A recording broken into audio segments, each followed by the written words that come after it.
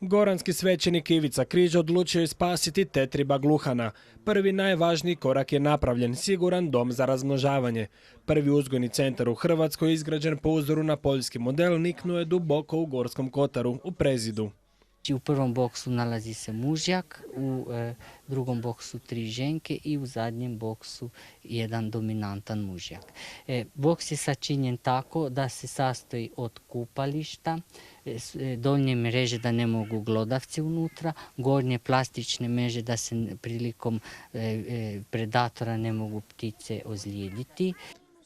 U spašavanje tetriba gluhana krenuli su i Njemci i Španjolci, no nažalost neuspješno.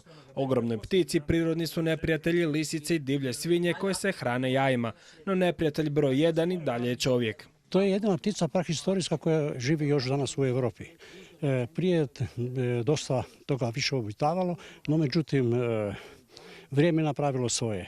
Tehnika iskorištavanja šuma, traktori, motorna pila i to što se nije dovoljno vodilo računa da su se pjevališta tetriba zaštitila. Jer on prije svega traži mir.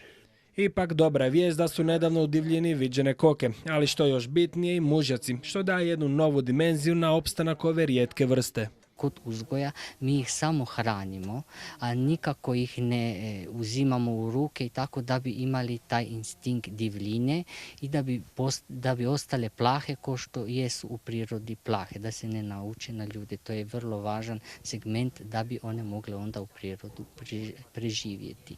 A da bi ugroženi tetribi preživjeli potrebna je financijska pomoć, kako europskih fondova, tako i županije. Županija je do sada pomagala sa određenim sredstvima vezano uz pripremu projektne dokumentacije i uz podizanje ovog objekta za uzgoj.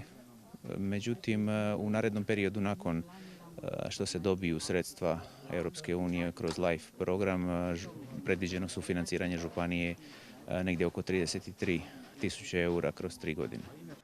U budućnosti bit će nužno osigurati pjevališta od predatora kako bi se ugrožena vrsta oporavila. Prema nekim procjenama tek oko 20% jedinki nakon puštanja uspijeva u divljini.